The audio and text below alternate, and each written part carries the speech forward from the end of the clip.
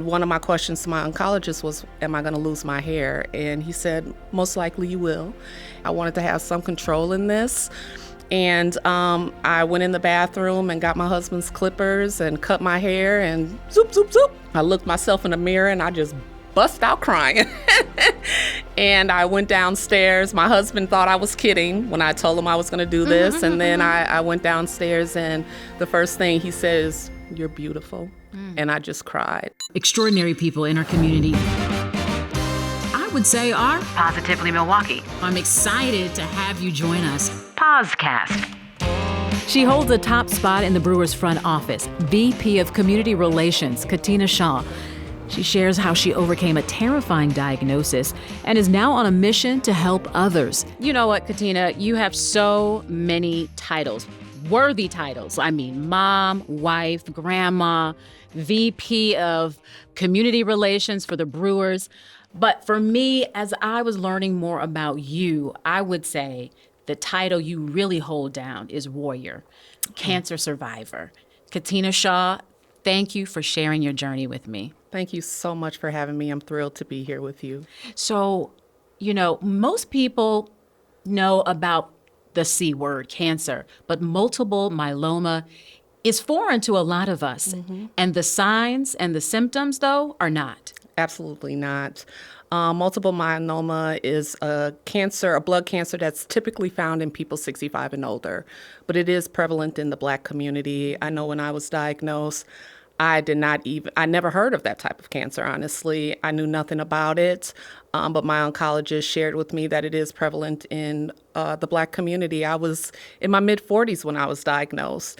And as I mentioned, people 65 and older are typically diagnosed with this type of cancer. And again, this is a cancer of the blood where the plasma in your bone marrow is impacted. So again, you were what seemed to be all healthy, 40-something-year-old woman doing her thing, but you were tired. Absolutely. Tired and achy. I was living my best life, but I was experiencing a lot of pain, tired constantly. I have a demanding job, so I leave work tired anyways, but it was tiredness that I wasn't used to experiencing. And just a lot of achiness in my joints, my muscles, my feet, my back. And I knew something was going on. I just couldn't put my finger on it. I would go have massages regularly, getting my, foot massages, body massages, and it would not ease the pain. And so I started going to the doctor just to find out what was going on with me. I was misdiagnosed for over a year. Over a year. Misdiagnosed. And one thing I've learned about multiple myeloma is it's a blood test that could figure out that this is what you had. Had you had a blood test in that year's time? No physician that I met with even recommended a blood test. I was misdiagnosed from having muscle spasms to joint issues to even anemia. And my final straw, I was given a blood test, and that's how I found out I had multiple myeloma. And when you got that diagnosis, people again hear that C word. What ran through your mind? The first thing that I thought is, am I going to die? As you mentioned, when you hear cancer, you just automatically think of death. And I just thought I was going to die. It was very emotional for me. But I wanted to find out, what I can do to extend my life. And I was introduced to an oncologist who specializes in this type of cancer. And I call him my saving grace. He saved my life, and he immediately started treatment. And here I am today to talk about it. And when you were talking with your oncologist, again, you had been misdiagnosed for almost a year. So what stage were you at when you finally got that diagnosis? I was at stage 3. And typically this type of cancer is found in people 65 and older, but it is prevalent in the African American community. And I was in my mid-40s, healthy, very healthy. I considered myself a healthy person, never been hospitalized, never really had any health issues. So this diagnosis was very surprising to me. No one in my family had this type of cancer. Cancer is in my family, but not this form. So it was very shocking. And when they told you, okay, this is the cancer you have, what was the immediate action that was taken in order to try to put this in check? When I met with my oncologist, the day I met with my oncologist, he wanted to admit me in the hospital that day. That day? That day. He literally gave me an hour to go home and pack my bags and admitted me in the hospital right away because the type of cancer I have it moves fast. So we had to move faster. So it's an aggressive cancer. So he immediately admitted me in the hospital. I was in the hospital for a couple of weeks. He started chemotherapy treatment. And during my hospitalization, he tested me again, and I qualified for a stem cell transplant. Thank goodness for that. And I went on and had a stem cell transplant. And 4 years to date, I am in remission. My body received the transplant well. I had to go through, yes, I'm very excited about that. I went through 2 years, after the stem cell transplant, I went through 2 years of chemotherapy. And you still went to work. I still went to work. I needed that. I needed work. I needed to stay active. I needed to keep my mind active. My job was amazing during my process. You know, they gave me the time I needed to recover and heal. And everyone pitched in to help with my workload. So that really helped me. That helped me, you know, do what I needed to do to take care of myself. You also told me how, you know, cancer really kind of takes the control away from you, right? But you were like, no, I'm going to have some control in this game. If I'm going to have to beat you, I'm going to beat you on my terms. That's right. Tell us about how right before you went back to the hospital, again, you said, I'm going to take control of this from here on out as I fight this. Yeah, I knew I had no control of this and how fast it was growing in my body. So I said, you know what, let me take control of something. And one of my questions to my oncologist was, am I going to lose my hair? And he said, most likely you will. And so I had my little braids, my long braids. I think I had just got them done. You know, sisters, we don't play about the braids. We don't play about the hair. About our hair. Tell me about it. But I told my husband I'm going to cut my hair. I wanted to have some control in this. And I went in the bathroom and got my husband's clippers and cut my hair and zoop, zoop, zoop. And it was emotional. Of course. I looked myself in the mirror and I just bust out crying. And I went downstairs. My husband thought I was kidding when I told him I was going to do this. And then I went downstairs and the first thing he says, you're beautiful. And I just cried. And, but I knew I needed that. I felt very empowered. Yes. And after that, I felt good about it. And I just said, no more crying. It's time to be this warrior and let's get this done. And to hear your husband tell you you're beautiful, he saw you, not your hair, not the diagnosis. He saw you and the woman that he said, I do too. How have you, or I should say more, what have you learned about yourself through this journey?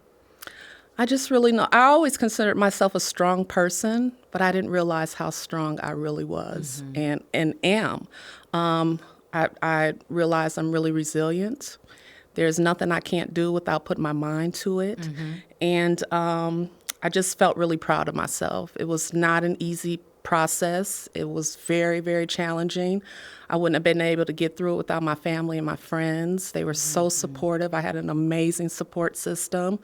And all of this took place during the pandemic.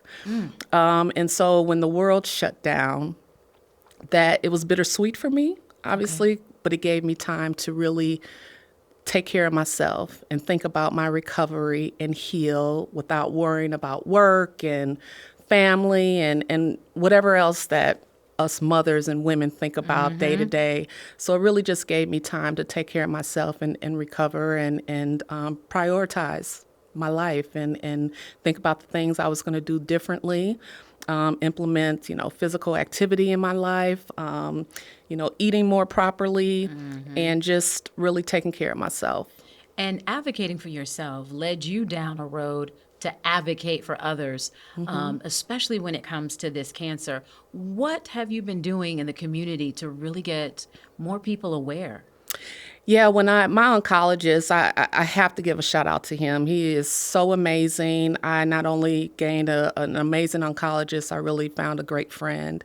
And when I was diagnosed with this cancer, he shared with me that typically when Black patients come to him, they're usually at a stage 4 and there's not much that they can do. So he told me that I should utilize my voice, help raise awareness about this type of cancer. And that was just an aha moment for me. And I know I have an amazing platform. It took me a while to really share with people that I am a cancer survivor, and my husband encouraged me to utilize my voice, share it with people. You never know whose life you're able to save. And now I'm on a mission just to help raise awareness about this type of cancer, especially in the Black community, because so many people might be walking around with those same symptoms, not knowing what's going on with them. Just thinking that life is lifing. Absolutely. Absolutely. You know, your feet hurt and you're thinking you need a new pair of shoes. Your legs hurt and you're like, okay, I need a massage. You know, You're talking about, let me go buy some shoes, Yeah, some exactly. self-care. But no, but in all Absolutely. seriousness, caring for ourselves sometimes takes the back burner of just living our lives. Oh, absolutely. Absolutely. Us as women, we put everyone first, Yes. except ourselves. And I just kept putting it on the back burner, oh, okay, maybe it's just, I'll just go get a massage, or let me go get a new pair of shoes. And, but none of that helped. And so I said, you know what, take some time to find out what's going on with you. And so I just kept going to the doctor. If we're not a self-advocate for our health, who will be? So I was very persistent. I wasn't taking no for an answer. If this doctor didn't know what was going on, I went to another doctor and another doctor. And so I went to a couple of emergency rooms, a couple of urgent cares, even my primary doctor misdiagnosed me. And so, but who knows your body better than you? Right. And so I just said, I'm not going to stop until I find out what's going on with me. And for you, some would say, okay, Katina is the VP of Community Relations for the Brewers Foundation. She got a nice job. She's connected. She has access. She has exposure. It must have been easy for her to navigate this field. And others would say, I don't even know where to start. I did not even share this with my job until the last point, until I was at the end. I needed a blood transfusion, and it was recommended that I find a hematologist. That's when I went to my job, and my athletic trainer at the time, I shared with him what I was going through and said, can you help me find a hematologist? And he referred me to someone, and that's how I found out what was going on with me. So I didn't use the resources that I had available to me. I was just being this advocate for myself, just kept going until I found out what was going on. But I would say to individuals, be persistent, ask questions. If a doctor tells you one thing and you don't understand it or understand the jargon that they're speaking, tell them to break it down to you until you understand what they're saying. Don't take what they're saying As the Bible. Absolutely. And second opinions are best opinions.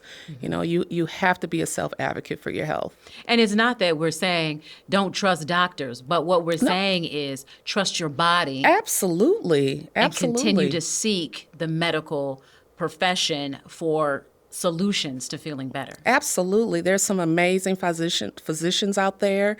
But you, like I said, your body better than anyone. And you want to make sure that you're getting the treatment to find out what's going on with you so you can do what you need to do to take care of yourself. What local organizations have you partnered with, again, to help bring that awareness into communities that are not aware? During my hospital stay, I received this big old thick bone marrow binder, and every other page I just kept seeing Leukemia and Lymphoma Society. Very familiar with their work. I've been a supporter of theirs for many years, but I felt like that organization was calling my name. And so I reached out to them. hearing my oncologist behind me saying, advocate, advocate, advocate. And so I reached out to them and said, hey, I'm a recent multiple myeloma survivor. They actually referred me to other multiple myeloma survivors, which that's something I really needed. You needed to see someone who had gotten on the other side, right? Absolutely, because you can go on the internet and it could be very overwhelming. And I kept seeing lifespan 3 years, lifespan 5 years. I was freaking out. And so my oncologist said, stay off that internet. Dr. Google has been canceled. Yeah, exactly. Stay off the internet. And like I said, I reached out to Leukemia and Lymphoma Society. They referred me to another multiple myeloma survivor who has been living with this type of cancer for over 20 years. So you're talking about gave me hope. So to this day, him and I are still friends. We talk to each other regularly, and they've been a great resource for me. If I don't understand the medication or just information about what I'm dealing with, they can provide those resources for you. Wow. And for this type of cancer, technically there isn't a cure. It's more of a management. Correct. Yeah, there's no cure for this type of cancer, but treatment has evolved so much over the years. 10, 15 years ago, the lifespan was about 3 years, but now, thanks to research, people with this type of cancer are living 20 to 25 years. And so I made a point in my life that I'm going to continue living my best life and check off some of those things I have on my bucket list that I put on the back burner, again, because I'm doing other things. But, just living my life in the present. In the present. And presently, I can say you, again, make me believe that you are a warrior, and I'm so glad that you're here. You know what? That was just the bell, the school bell. I thought we had another bell going off. Wasn't really sure about what that was, but Katina, again, thank you for sharing, and thank you for just being an advocate, not only for yourself, but for a community that needs this information. Thank you so much, Shannon, for the opportunity and, again, allowing me to, help raise awareness about this type of cancer, and hopefully it'll resonate to some of your viewers. Most definitely. Is there someone in your community doing amazing work? An unsung hero, or someone just with an inspiring story to uplift us all? Well, I want to hear from you because I want to talk to them. Why don't you reach out to me with the email on the screen? And the next time you tune in, they may just be sitting next to me here on the PozCast.